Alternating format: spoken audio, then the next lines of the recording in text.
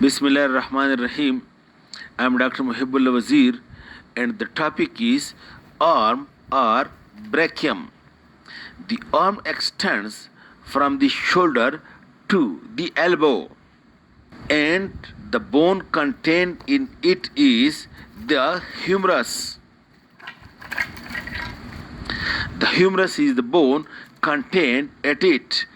The humerus at its upper end make joint with the scapula, the glenohumeral joint or shoulder joint, and at its lower end the humerus make joint with the ulna and radius to form the elbow joint. Now look at the humerus, the upper end and the lower end, and then it consists of two borders, the medial border and the lateral border. At the lower end, both the borders are more prominent, and then these borders are called as medial and supracondylar ridges. Then the lower end consists of the two epicondyles, medial and lateral epicondyle, which are very clearly being felt at your own elbow, and you should feel this medial epicondyle and that is lateral epicondyle. Okay, now this humerus at the arm, it is being all around surrounded by muscles. You can see it over here. You can't see the humerus because it is all around surrounded by the muscles.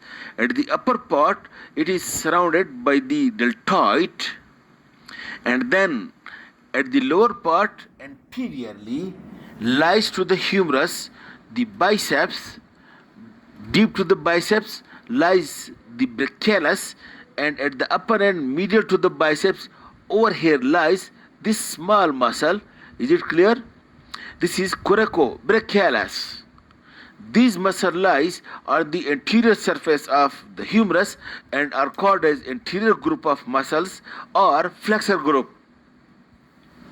Posterior to it lies the triceps muscle, and this triceps muscle is almost counterpart of all the three muscles, and this is called as posterior group or the extensor group of the arm. Okay, now all these muscles are being enclosed in a thick white deep fascia. It is completely enclosed by thick white deep fascia, well developed over here, and the dissection video of this part, the fascia, I will show you. It is present. I will upload it. It is completely enclosed by a thick white deep fascia, that is the deep fascia of the arm. And then from the deep fascia over here, two septa, one septum to the medial border and one septum to the lateral border, or to the medial supracondylar ridge and lateral supracondylar ridge, from the undersurface of the deep fascia extends to these borders like the septa you see in the orange. And these septa are being attached, it is wholly enclosed by this deep fascia. And then from the deep surface from over here, one septum passes to the medial supracondylar ridge and one septum passes to the lateral supracondylar ridge. In this way, by the septa of the deep fascia, which are attached to the medial and lateral border, the arm is being divided into flexor or anterior compartment and then the posterior compartment or extensor compartment. The medial intermuscular septa and lateral intermuscular septa. In the upper part, you note the deltoid muscle. You have already studied it, and it is having V-shaped origin and attached over here to the lateral surface to a rough tuberosity on the lateral surface of the humerus over here, which is being called over here lateral surface over here, that is being called as deltoid tuberosity. It is the insertion of deltoid muscle. And medially, on the medial surface opposite to the deltoid, over here is the attachment of the coracobrachialis. Okay, now remove the deltoid from over here. When you remove the deltoid, you will see, okay, number one, you can see over here over here the capsule of the shoulder joint, and present over here is a big bursa which is subacromial bursa, and then you can see over here the coracoid process in this area, and you would see, note, please it clearly, that originating from the coracoid process over here is this small muscle. Make it clear. This small muscle is the coracobrachialis, and then just later to the coracobrachialis, over here this muscle, this is the tendon of short head of the biceps. Both these muscles originate from this coracoid process, from this one, from the tip of the coracoid process, and medially coracobrachialis and laterally short head of biceps, they are almost inseparably fused with one another. Then later to that you can see this long head of the biceps which originate from the supraglenoid tubercle, passes, you can see it, make it clear. This is the tendon of the long head of the biceps which passes through the capsule. Make it clear over here. And then it come out of the capsule enclosed in a synovial membrane. Then lower down the two heads unite with one another. Then deep to this biceps muscle, deep to it lies the brachialis. I will show you later. And presently you can see the coracoid process, and then this coracobrachialis and short head of biceps and long head of biceps. From medial side, you can see from the scapula from over here, one muscle extend laterally to be attached to the lesser tubercle of humerus. This is subscapularis muscle. And then you can see over here this muscle, that is teres major. This muscle is the teres major muscle. Alright. Posteriorly, you can see this is the triceps muscle. Now, give attendance. This is introductory and very important. Lying over here in the axilla and just medial to the coracobrachialis, and on the anterior surface of the subscapularis and anterior surface of the teres major and anterior surface of the teres dorsi, over here you can see many structures. Look, this you can see, this is the median nerve. And then this you can see, this is the axillary artery which will become the brachial artery. And then you can see this is the medial cord, and from the medial cord, this you can see, this is the ulnar nerve. While when you lift all these structures deep to it, that is you lift the median nerve, the axillary artery and the medial cord, deep to it you will find the posterior cord, and the branches of the posterior cord you will find over here.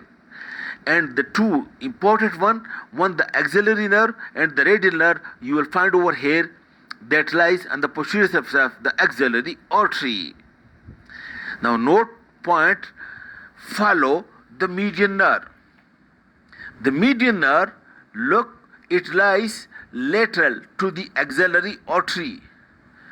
Then it passes downward, make it clear, and it crosses from lateral to medial, anterior to the brachial artery. This median nerve lying lateral, then it crosses from lateral to medial, either anterior or posterior, but mostly anterior to the brachial artery, and lower down at the cubital fossa. This brachial artery lies medial to the tendon of the biceps, and the median nerve, which was lateral above, it now lies medial to the brachial artery.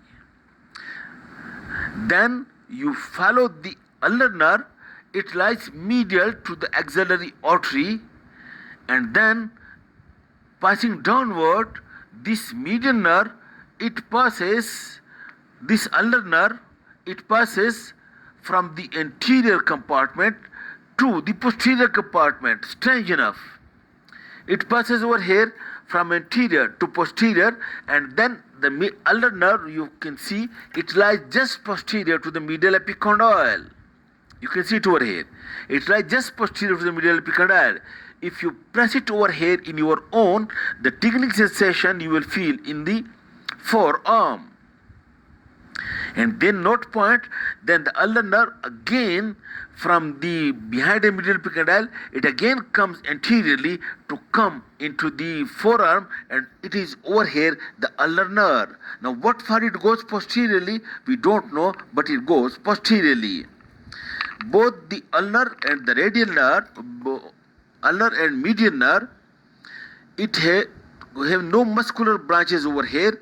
The only branches that it can give, it will be the small branches to the nearby artery. Otherwise, no muscular branch before it passes over here into the elbow and into the forearm. Okay. Now, the radial nerve, which lies posterior to the axillary artery, it passes posteriorly by passing through the lower triangular space along with one artery, that is profunda brachii artery. Profunda brachii artery, which is a branch of brachial artery, and the radial nerve, both of them passes through the lower triangular space. What is the lower triangular space? I will tell you later. To the posterior compartment. The radial nerve passes to the posterior compartment, and in the posterior compartment, it is specially important. It comes over here, and behind this deltoid tuberosity, it lies over here in the radial groove. After supplying this posterior muscle, the radial nerve again comes anteriorly by passing through this lateral medial septum, and again comes to lies over here into the anterior compartment. Okay. Now, in relation to this, you note one or 2 points. Look at this diagram. This is the scapula, this is the glenoid cavity, this is the head of the humerus, and then this is the shaft of the humerus, this is the lesser tubercle, and this is the greater tubercle.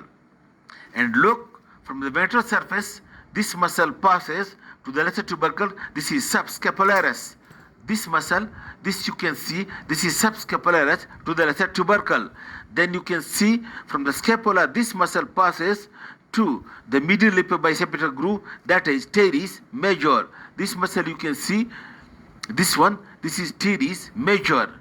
Then from the infraglenoid tubercle of the scapula, this muscle, that is the long head of the triceps. Because of this arrangement, now you can see over here,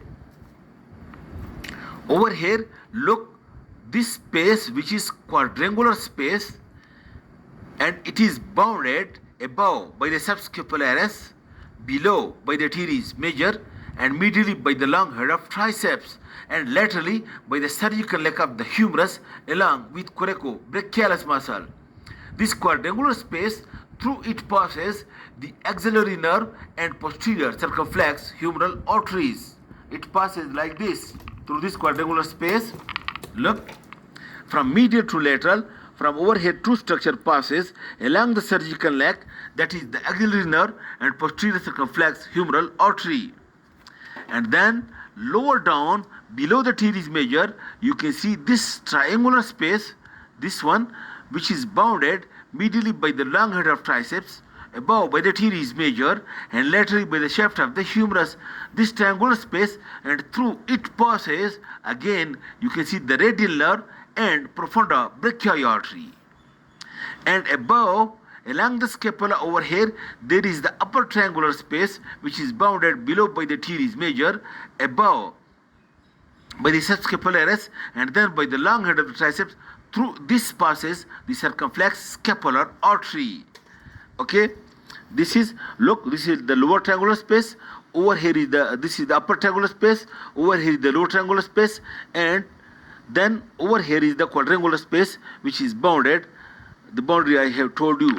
This is the introduction lecture of the brachium, and that is very important to understand the future anatomy. Thank you very much.